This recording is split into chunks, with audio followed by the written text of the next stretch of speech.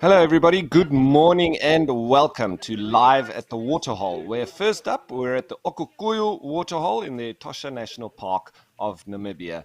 My name is Ralph Kirsten, and well, what does the bush hold in store for us today? Well, you'll have to sit back, relax, and watch as the animals come down to quench their thirsts, cool off, and well, just enjoy being around the waterhole. And as per usual, please don't forget that this is a live and interactive experience, so we'd love for you to jump on board with us and send us through your questions and your comments. You can do that by going on the WildEarth website and registering. You can also join the conversation on X, formerly known as Twitter, using the hashtag WildEarth, also on the YouTube live chat.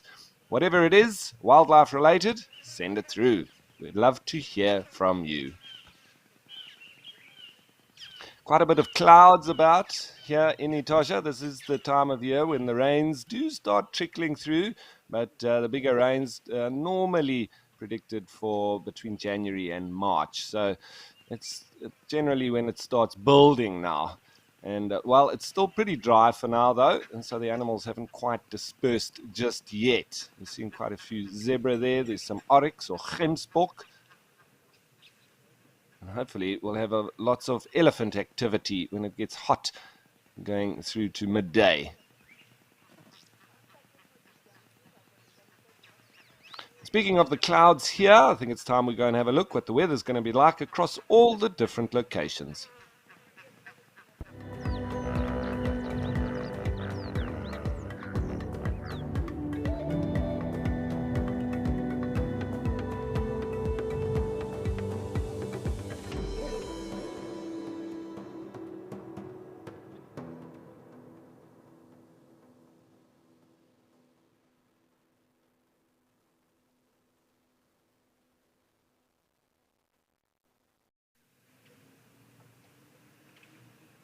So it seems like it is going to be an average summer's day. Quite hot, but there are quite a bit of clouds around throughout. So maybe there'll be a little bit of rain. Who knows?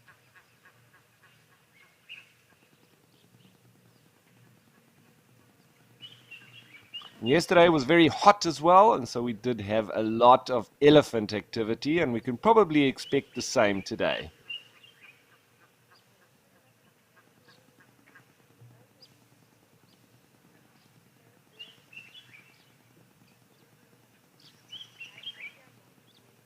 You can hear that dominant call in the background. It sounds like a dark-capped bulbul.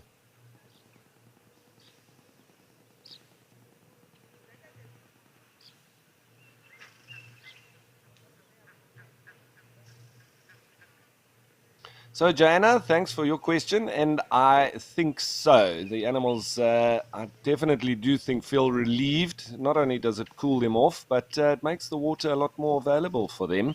So you can almost feel the rejoice that they feel when the rain does start falling, especially after long hot spells that we do have now going into this time of the year.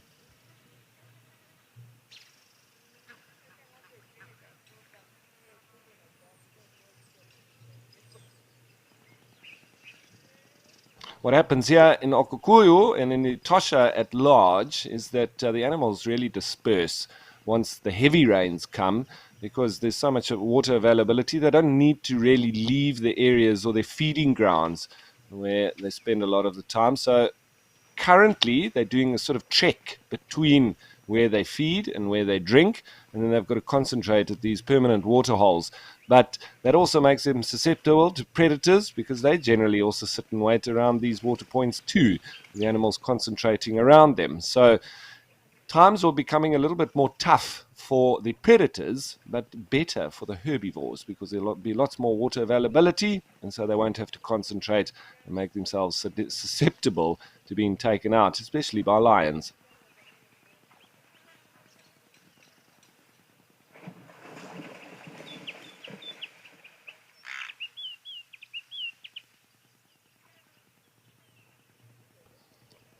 Also a springbok there. It's the only one I see for now.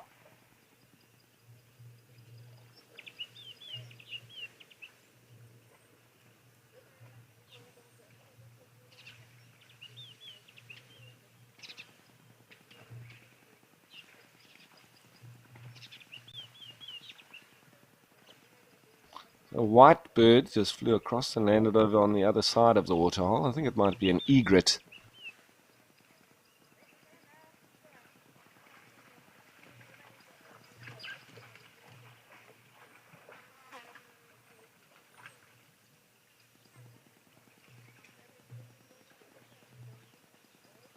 So, Catherine, hello back to you. And, well, at least you can watch the lovely weather here, even if you're experiencing a little bit more rain on your side.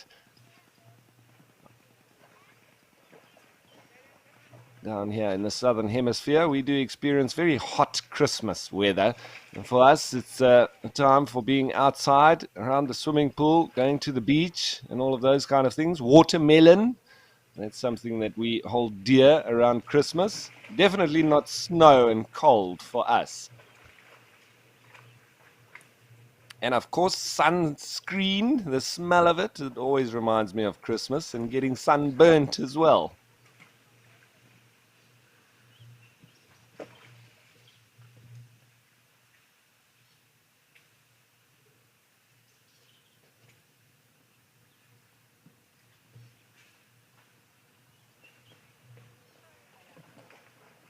And as usual, at this particular waterhole, there's no crocodiles, so the animals don't fear the water. That you will see them sort of that behavior at all the different other locations. They really don't go into the water like they do here at Okukuyu, with them not having to worry about the danger that lurks within. And you'll watch the likes of impala at the other waterholes. They almost have to stretch their necks just to get to the edge of the water and drink. And they're obviously got that real fear of being dragged into the water and being eaten. But no such worries here.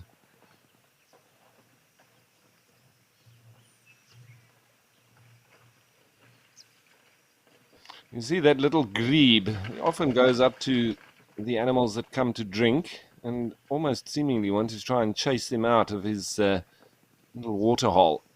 They don't seem to worry too much about that little bird.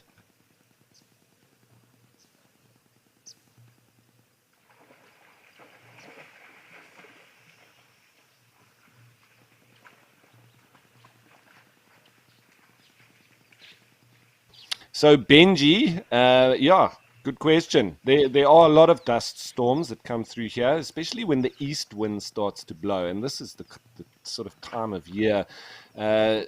Towards the end of winter is when it really starts with that easterly wind. So it can continue now, but it's when it's extremely dry and it starts to get really hot. And then you can have that easterly wind that can sometimes blow for even up to 2 weeks or more, day and night. And that's what we then call the sort of desert storms. What we also experience quite a lot is these dust devils or mini whirlwinds. And it's also as a result of the heat and then creates them as they come through. We've seen them here as well quite a lot.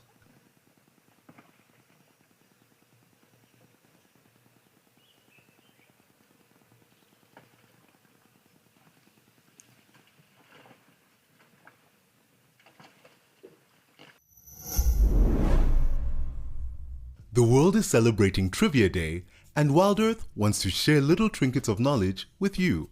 Poison is something, if you ingest, will kill you. Venom has to be injected. Come along for a hilarious day and be entertained with our team trivia.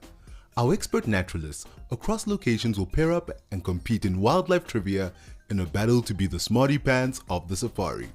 Don't miss out on the action. WildEarth, it's in your nature.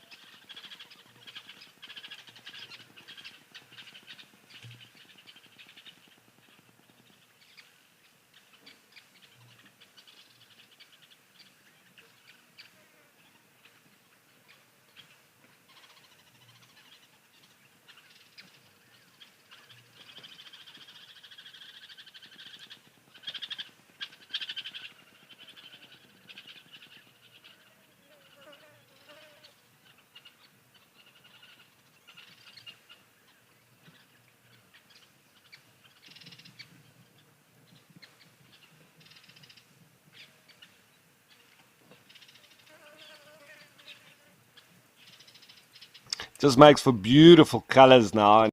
And photography is phenomenal here at this waterhole, especially when there's clouds around like this. Just look at how the colors are popping.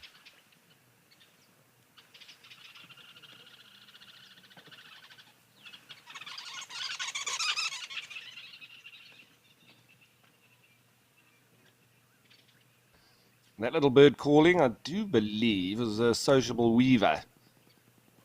It was very quick and now it's disappeared.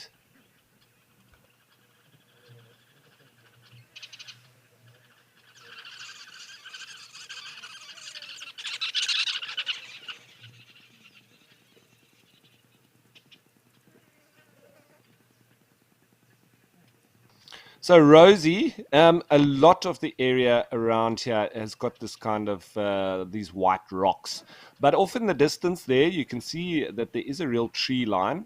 So it does sort of break up a little bit. You know, we are relatively close to the pan itself. And the greater area of Etosha, it extends right outside of the park itself as well. You have this sort of white soil, these calcrete white rocks, and as you get a few 100 kilometers away from Etosha, then it starts to go more of a brown color and more granite, or the basaltic rocks then come to the fore, and the soil then will obviously be that color accordingly. But right throughout this area of Etosha is all white, and it's almost like being in an area with snow when you're here.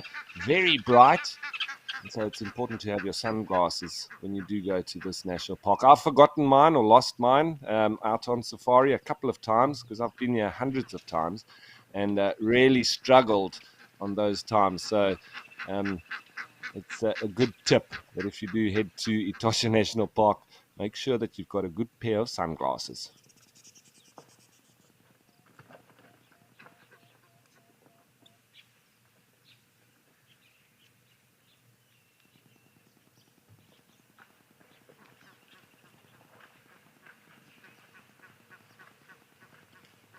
So Picasso, yes, the springbok, they'll be sort of dropping, and that coincides sort of with the big rains here in Namibia. So it's slightly different to in South Africa, where generally the impala start to drop in November, maybe beginning of December. But here, it's normally around January, February is when they drop, and that's almost coinciding with the onset of the big rains and the rainy season itself. So we should start to see lots of little baby springbok coming soon. There's an Egyptian goose chasing a springbok away from the water. That's because it's got its little chicks. I think the springbok just wants to have a drink, but those Egyptian geese are rather aggressive individuals, especially when they've got a nest, eggs, and chicks.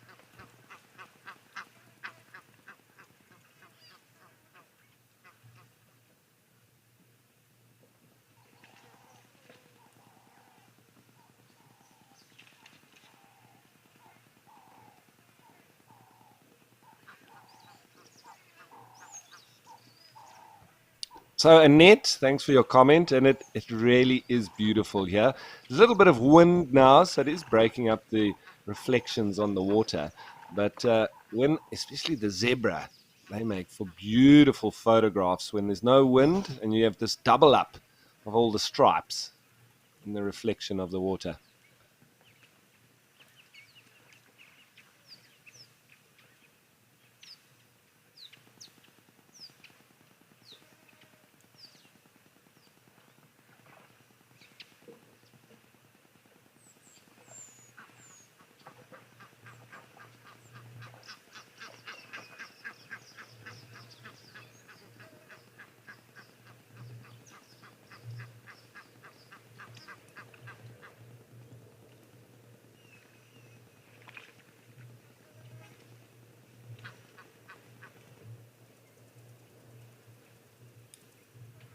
Quite a few more springbok that have made their way in there.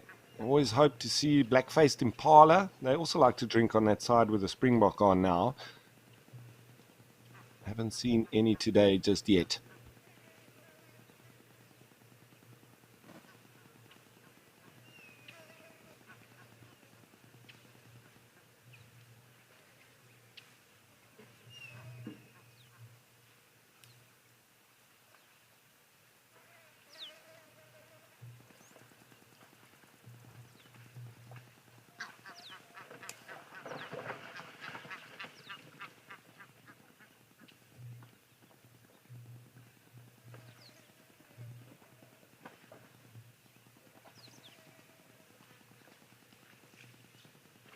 All right, so a lovely start here at Okokuyo in the Etosha National Park, but I think it's time to change of place, as we will do throughout the show.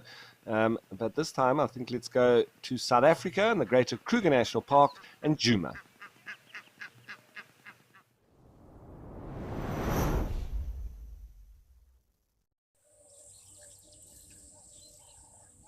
Where we've got a special sighting of southern ground hornbills in a tree.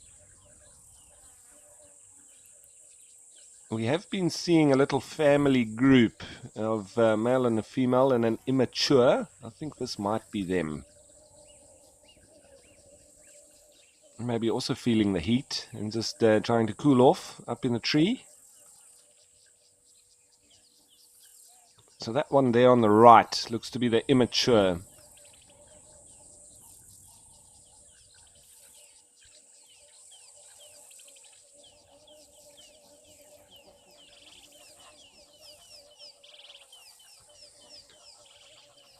And just so that you know, there's a bit of a wobble here. I think these hornbills, it's at a distance. So this is right on the end of the zoom of the camera.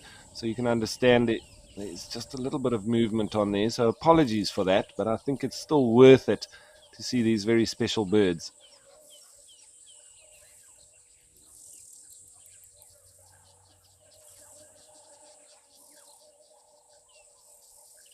I think that looks like a marula tree that they're in.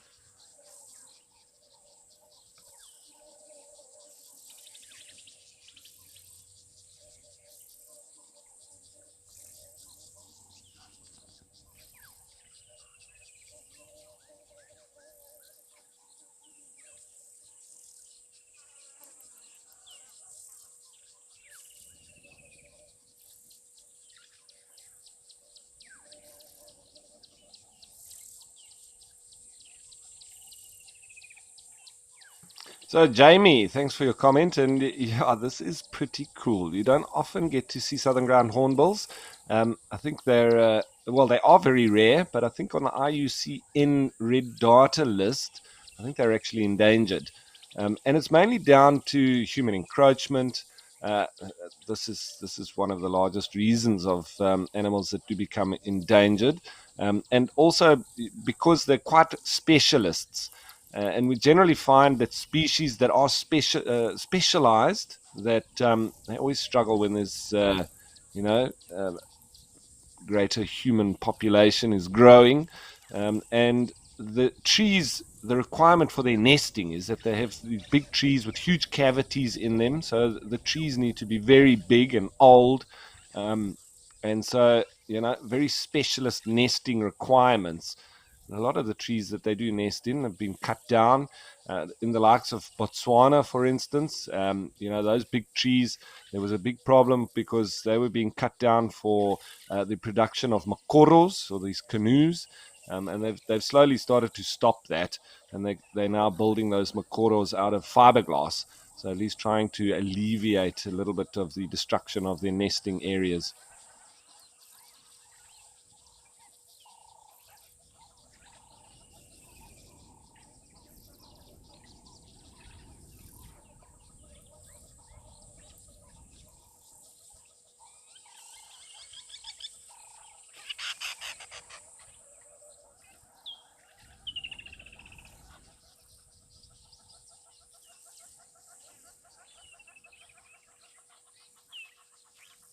So Oliver, yeah, there's obviously quite a bit of white underneath their feathers because you hardly get to see them. It's not very common to even see these birds, and when you do see them, they're normally walking along the ground, so we don't often see them spreading their wings out. But now you can see that there is actually quite a lot of white underneath.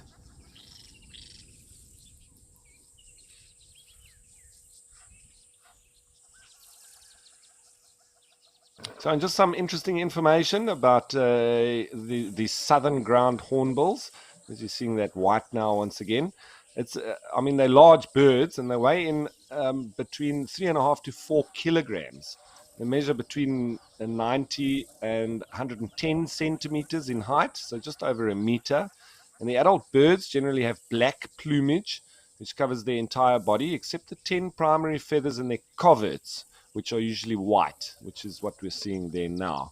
The southern ground hornbill has long legs and toes and a very broad wingspan, and its tail measures up to about 35 centimeters.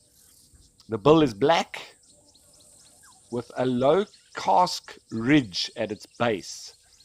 And the southern ground hornbill adult males have red, bare facial skin, while the females have a patch of dark violet blue on the throat. The juvenile birds display pale gray or cream facial skin and gray sides on the bill and sooty brown plumage. The juveniles also display pale cream facial skin, and the adult develops at about 3 years of age, and the facial skin will progressively turn pink, orange, then red over the 3 to 5 year period.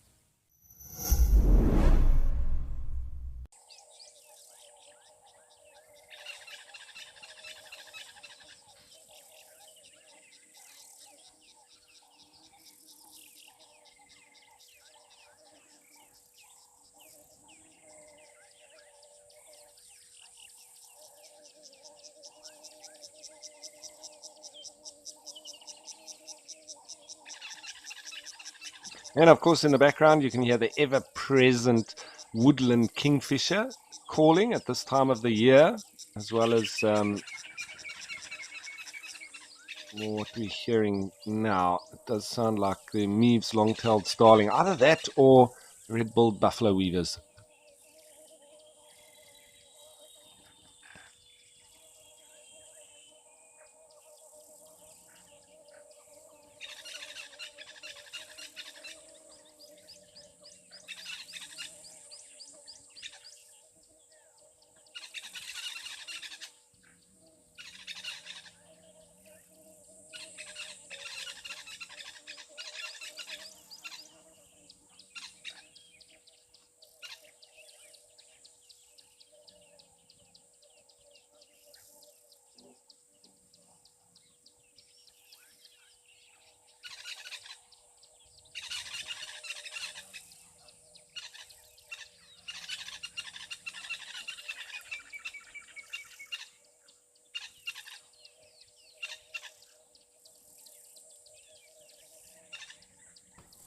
So, Diani, the little chicks, obviously, they're a lot smaller than these big adults here, but they have that sort of very brown color to them. They don't, they only sort of develop this darker color quite a bit later on.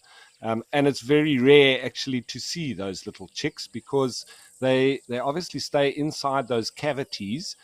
Like with all the hornbills, they all nest inside cavities, and very often the male actually seals the female up inside that cavity.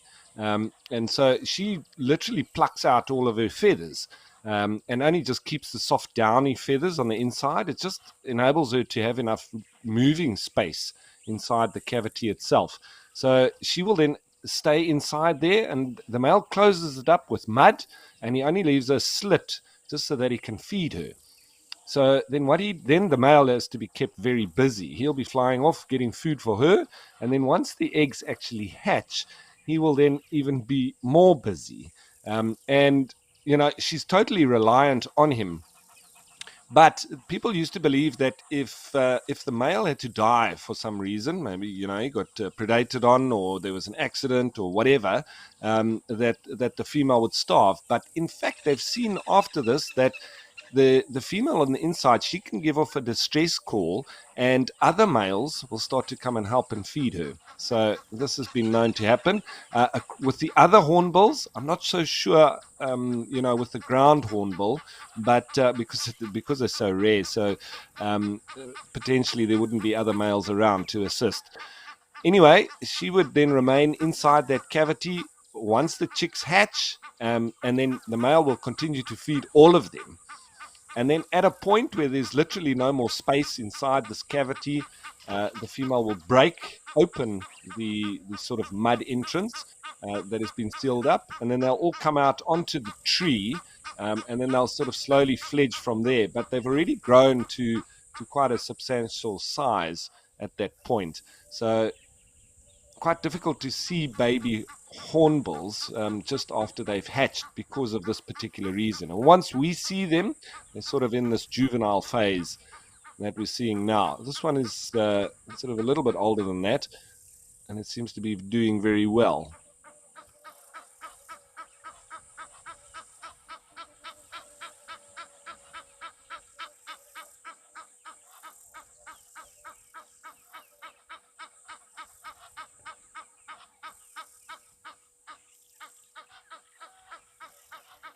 Wow. So Picasso has worked with these hornbills for 7 years, and so knows quite a bit about this whole procedure. It's just fascinating. I love the whole nesting procedure that goes on with all of the different hornbills. From the Damara hornbill, the Montero's hornbill, the red-billed, yellow-billed, grey hornbill, and obviously this being the largest of the lot. I think it's also very, very special in the way that they breed and nest, and so lovely to see.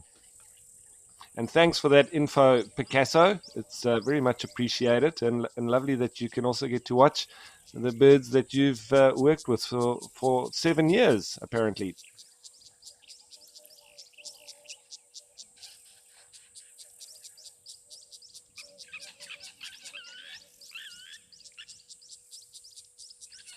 So just a little bit in terms of their diet.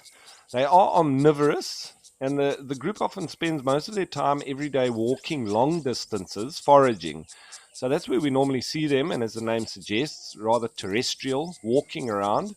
They have dexterous bills that enable them to dig for food as well. Generally, the southern ground hornbill will eat anything that they can overpower. However, their diet usually consists of invertebrates, reptiles, rodents, and also amphibians and frogs. The bill also helps to prepare slimy food like snails and frogs by rubbing them on the ground. Small prey items are usually swallowed whole, and big prey items are cut into pieces by shaking them. Hard food items are picked on repeatedly to soften them up, and the constituent of their diet is reported to be varying from region to region. There was a study by Tehran in 2008 found that the diet of a group in the Kruger National Park was mainly arthropods, particularly termites, beetles, and grasshoppers. They also found that southern ground hornbill in the Kruger National Park feed on toads, snails, lizards, and snakes. Birds in Kenya feed on mostly chameleons, and in the Eastern Cape, they feed mainly on earthworms.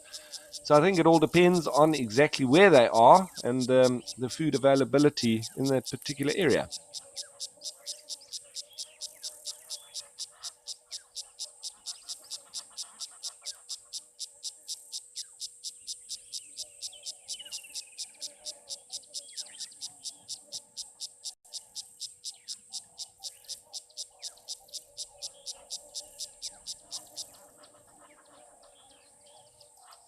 Then a bit more on their life cycle. So 2 to 3 eggs are laid 3 to 5 days apart, and the older chick will then outcompete the younger chick for food, which results in the younger chick normally dying of starvation.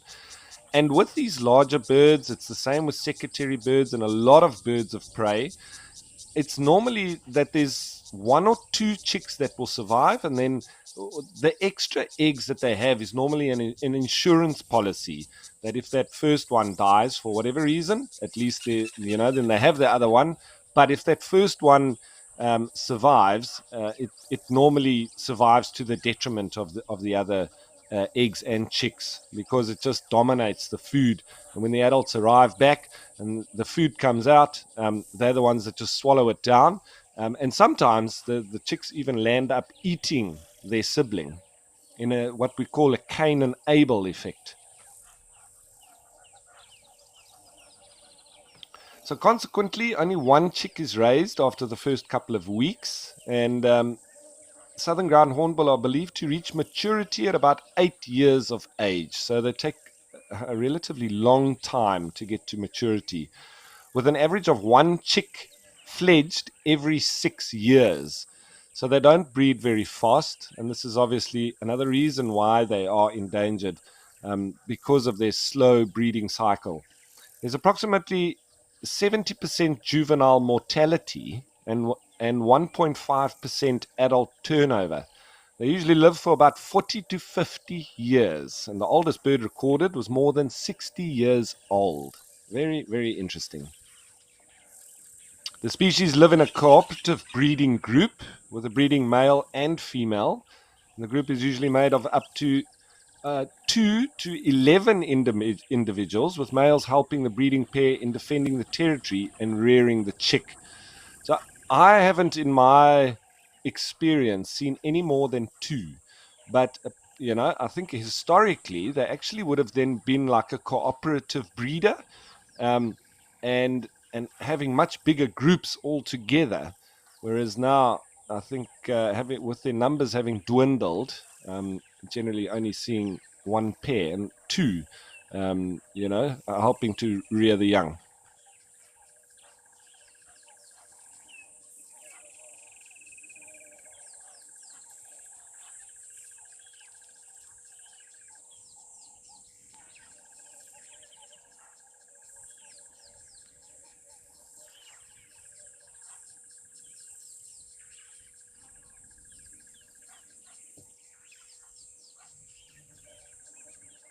Some more interesting notes on the southern ground hornbill. They're harmless to humans, and they live long, as we've said. Threats that the species face are mostly anthropogenic, including poisoning, habitat loss due to logging, as I've mentioned, where large trees are lost, electrocution, and hunting for traditional medicine in some part of their distribution. They're normally also persecuted for their habit of breaking windows. And this is right across all of the hornbills, but you can imagine with a ground hornbill being much bigger, when they see their reflection in the window, they immediately want to fight with their reflection. And so they break windows quite regularly, and people obviously go after them. So in some countries within the species distribution range, it's regarded as the bearer of death, and the bird is therefore to be avoided and should not be killed. It's often referred to as the thunderbird because it is used traditionally to protect against lightning spells. Also, the bird is believed to bring rain during the drought season. The predators of them include martial eagles, leopards, and even crocodiles. Sometimes the chicks can be taken by genets and by snakes. During the mating season, the red pouch on the neck of the males inflate, and this pouch is used to make booming calls that are heard over long distances. Pouch is used to attract females for mating, and the booming sound is usually mistaken for a lion's roar. It's not too dissimilar from an ostrich's call.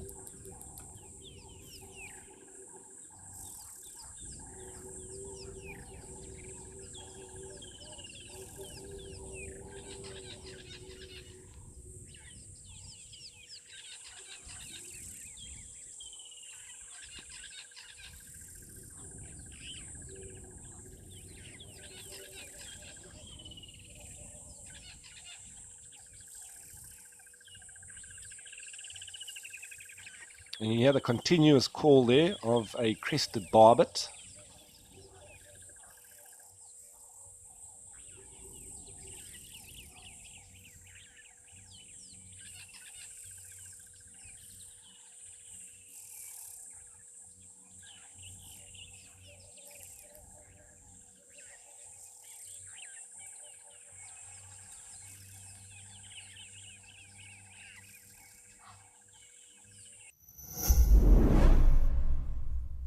Our UK family is important to us. WildEarth is making your viewing experience more convenient with a time shift that will see a delayed start. Our sunrise safari will now be broadcast at UK sunrise times.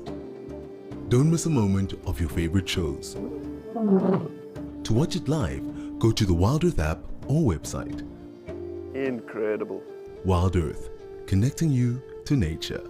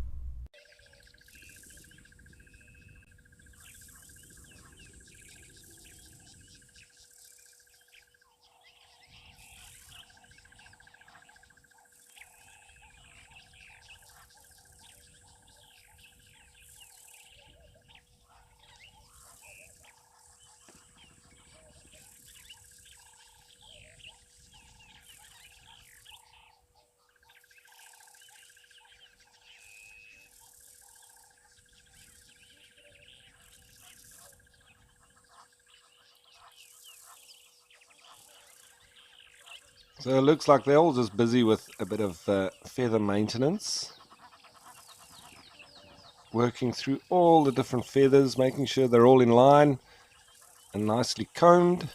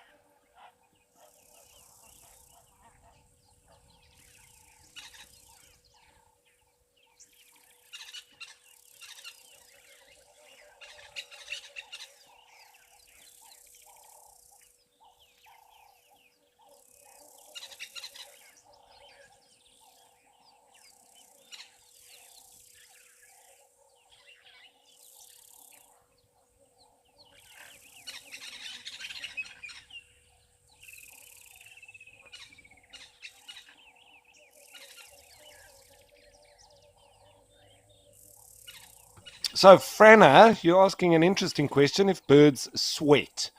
Well, there is a little bit of sweating that they do, but mainly, like with a lot of the animals, they don't sweat very much. So they actually cool down out of their mouth. But birds, as opposed to mammals pant. Birds do pant a little bit, but it's more to do with they flap their gular, the throat area, and it's a very fast vibrating sort of movement, and in this way they cool down. So it is a kind of panting, but it's actually more efficient than panting, specifically with birds. So that is the sort of dominant way, or the primary way that birds will cool down, is out of the mouth.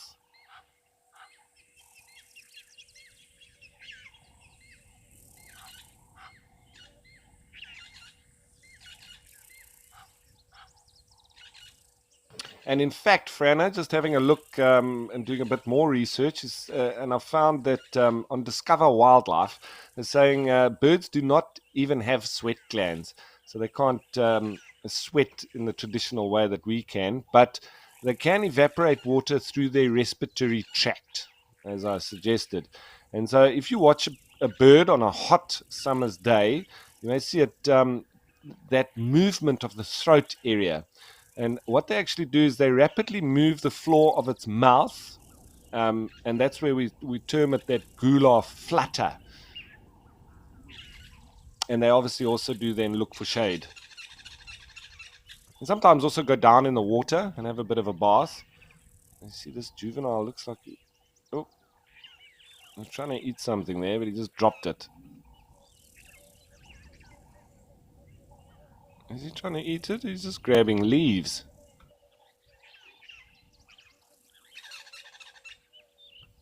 Dropping that as well.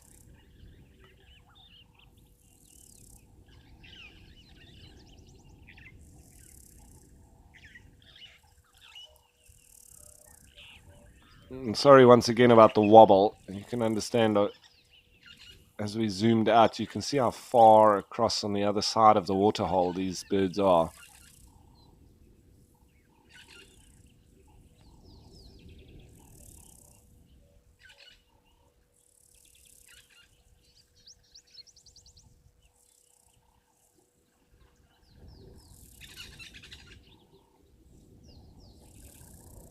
Looks like this youngster's either playing about or just trying to keep itself busy.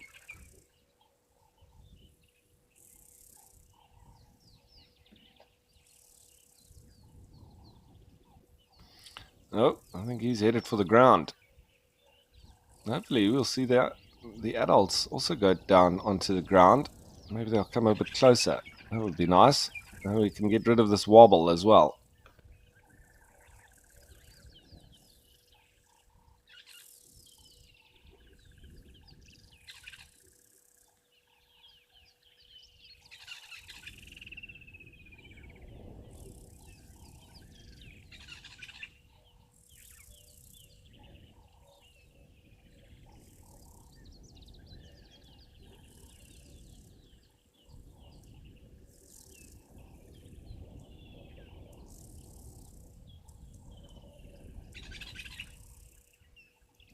All right, so we're going to keep our eye on these birds and just see if we get a better view on them and not so wobbly as well.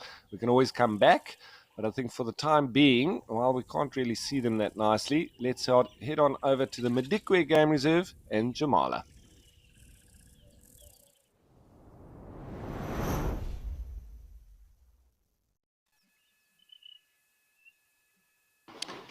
Where it seems to be a very, very hot day here in Madikwe.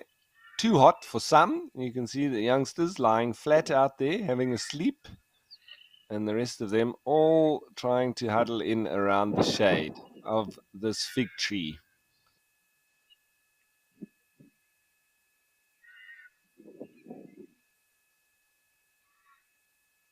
It was very similar yesterday as well. They were also vying for the real estate.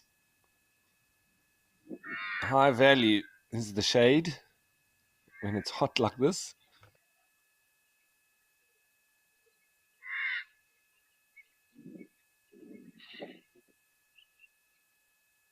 tends to make the animals quite lethargic and rather sleepy as well.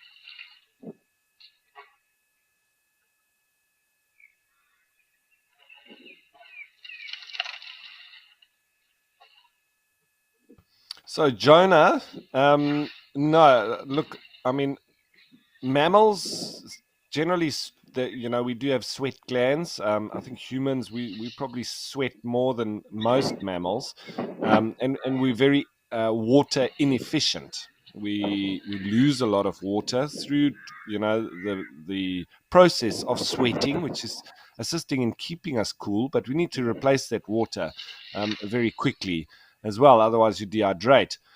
So animals, they tend to be more water efficient than us, and they do sweat a little bit, but mostly they cool themselves down. Elephants, the major part or the major way of the for them to keep cool is through their ears, their ear flapping.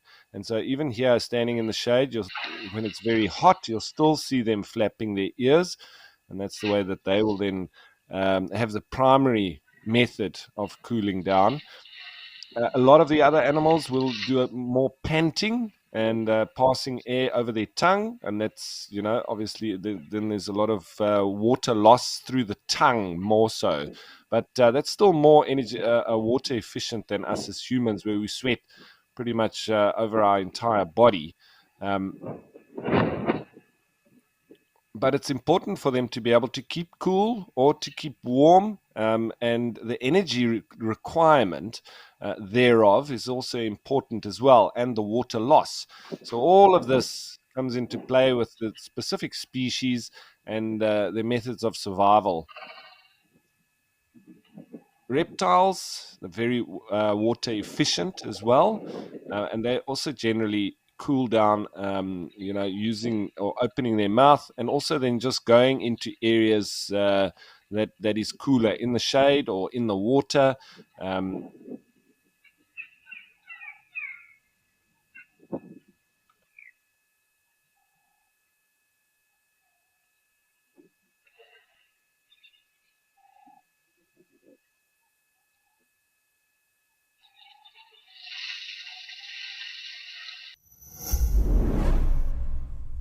For those in the wet and cold this festive season, transport yourself to a warm and sunny Africa. With virtual safaris in real time. Interact with African naturalists, connect with fellow nature lovers across the globe, fall in love with nature, and join the WildEarth family this festive season. WildEarth, connecting you to nature.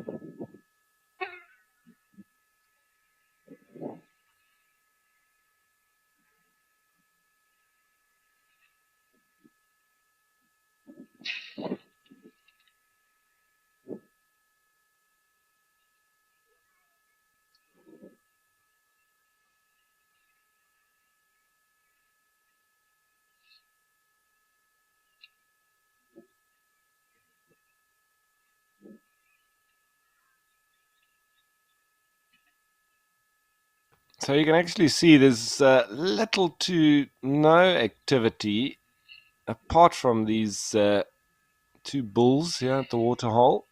I think everything else is seeking shelter under the shade of trees and bushes, just being as inactive as possible until this heat has subsided and we head into the afternoon and the sun starts dipping a bit, starts cooling down.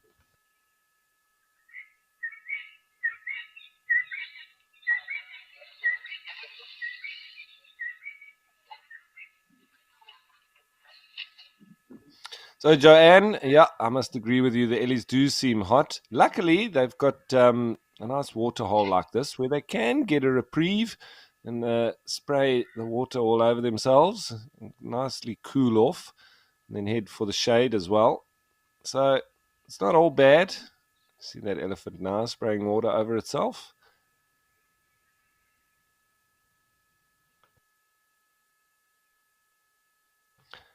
It's definitely that time of day for a siesta.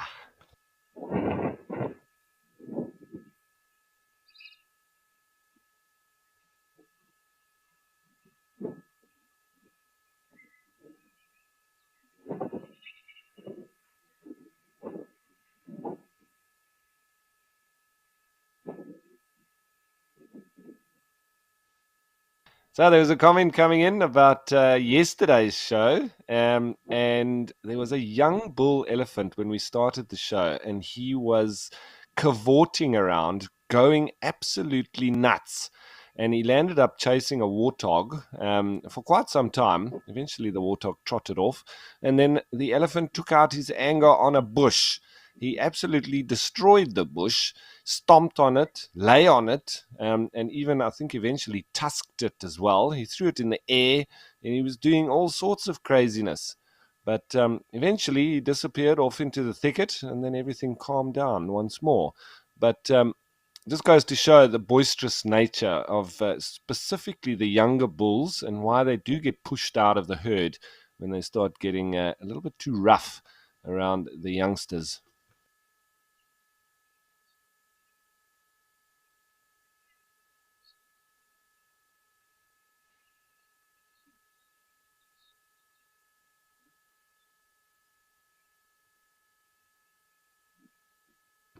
It looks like those guys are trying to get some shade under what I think is a leadwood.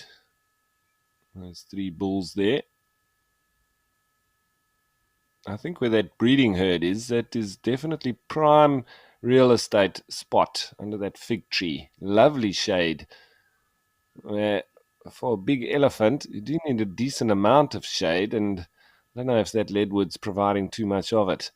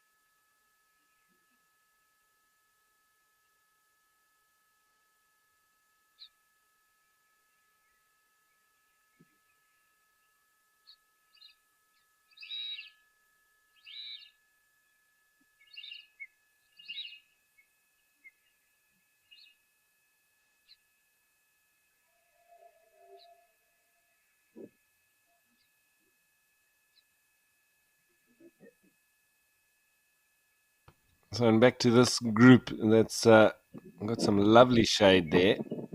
And that baby, or the youngster at least, still flat out. Looks like he's fast asleep.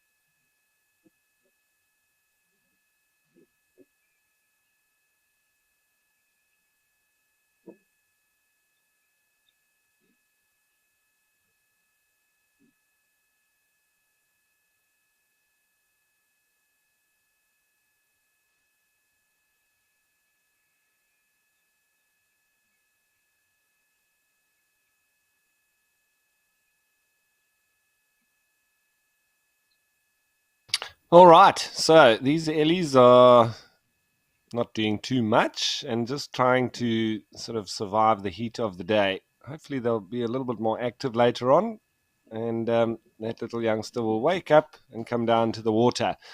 But while we wait for that, I think we'll change of place. Let's go to the Greater Kruger National Park and King's Camp.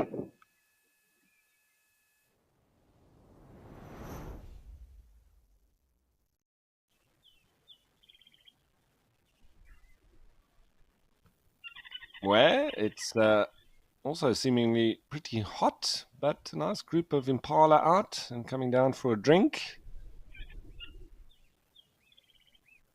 You can see just at the top of this dead tree, I'm not sure what tree it was, but nice.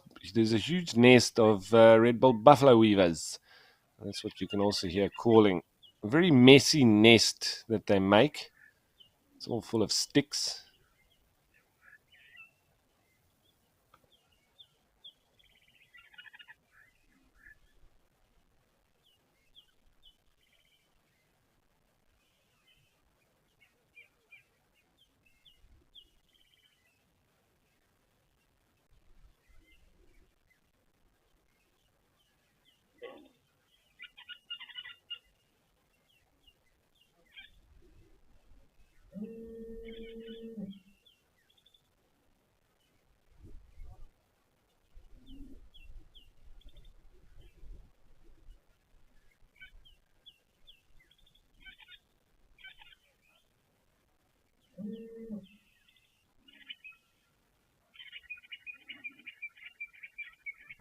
So there's multiple nests up here, and those are all red-billed buffalo weaver nests.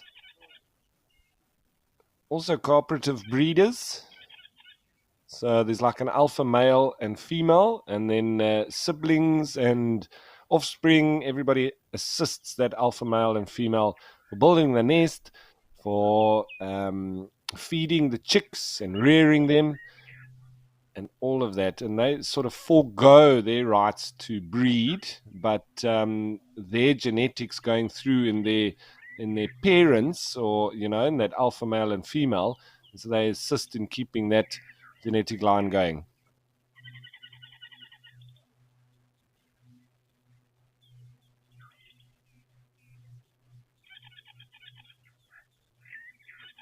You can see even here, these impala are scared of the water. They're not terrified, but they don't hang around the water too long, and very quickly then move off after they've had a drink.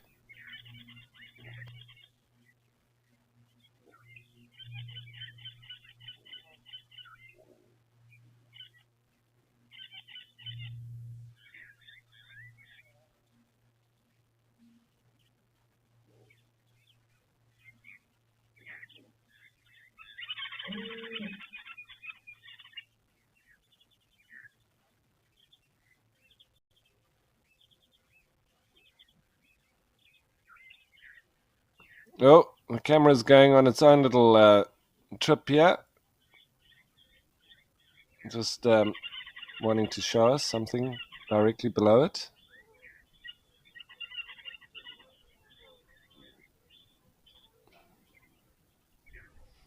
Sometimes these cameras do have a mind of their own.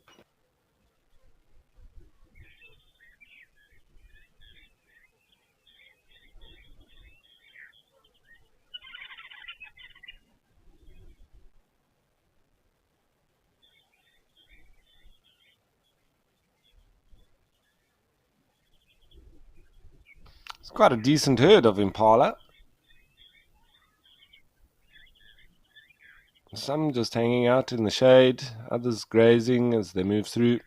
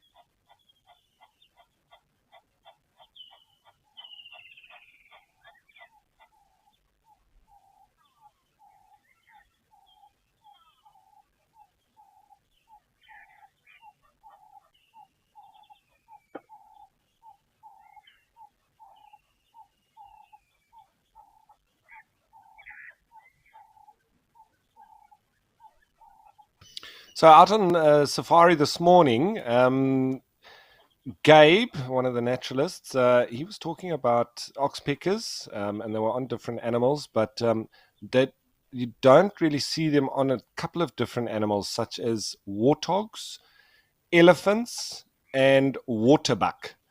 And these species are just particularly intolerant of oxpeckers. And there's not really much other reason except that.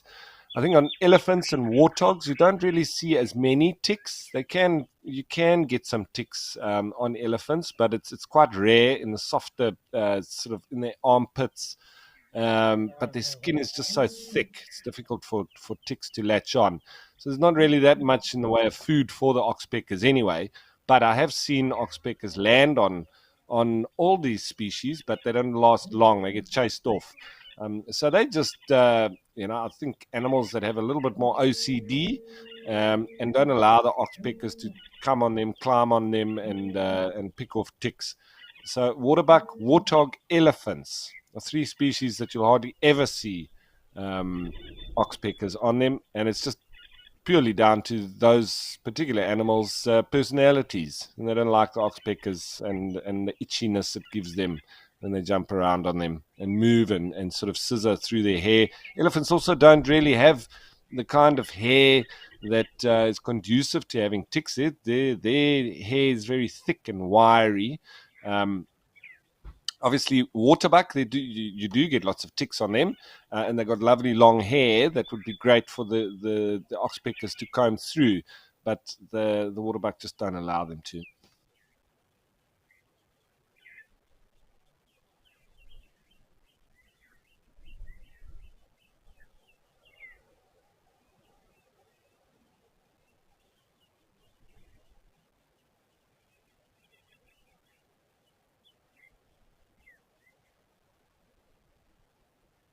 So, Tony, thanks for your question. And yeah, there can be quite a few birds that will live in these nests, but they're a lot bigger than you know what you might think for the amount of birds that are there. They just continuously build these nests up, so they get quite big eventually. But there might be a family of between 5 and 10, sometimes exceeding that, 15 or so in a big nest, but not really much more than that.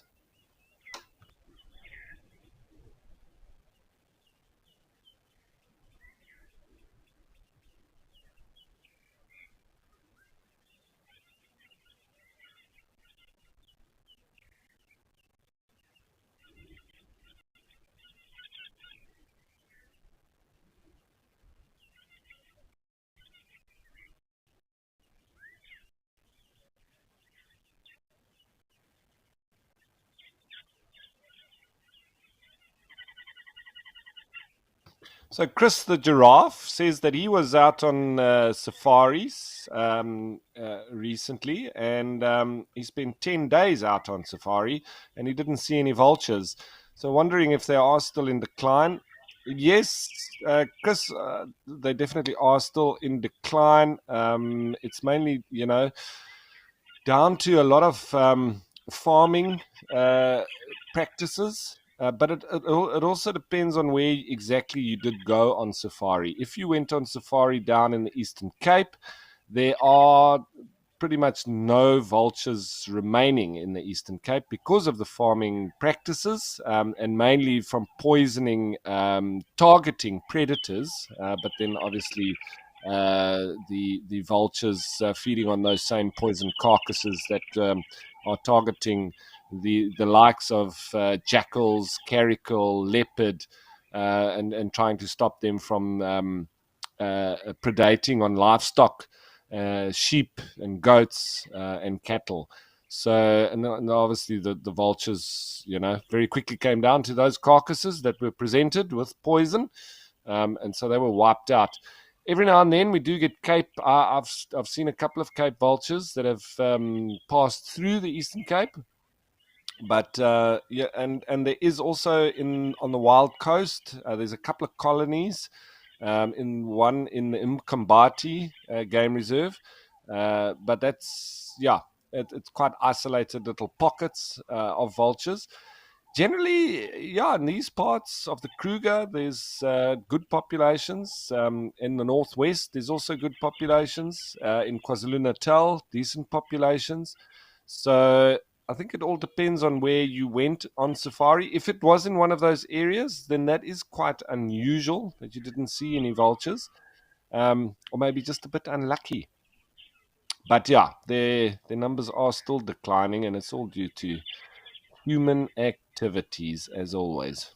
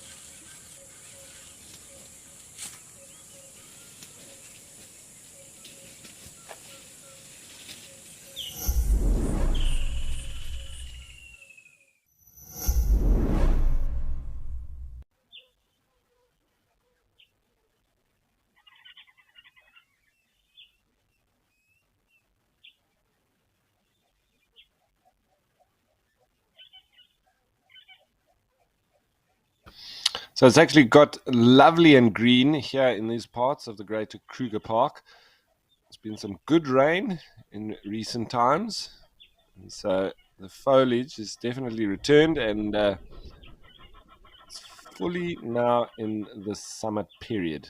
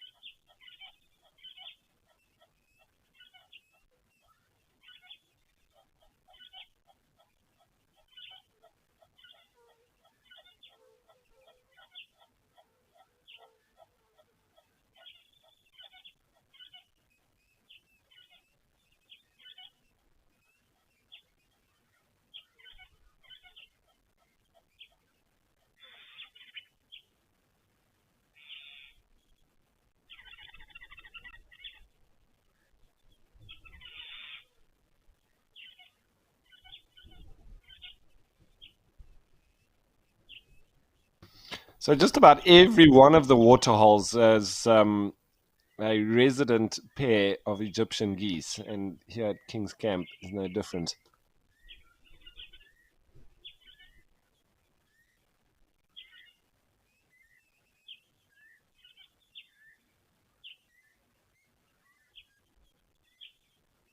So, Cooksters, you're liking these lily pads and this whole lovely scene that we're having here. It does look like paradise now, as I was saying, especially with the greenery that is returned in the winter months, in the summer months, should I say. In the winter months, obviously it can be a lot more drab brown, and you can actually then see quite a bit further into the bush, with there not being so many leaves on the trees as well, but definitely changes a lot at this time of the year.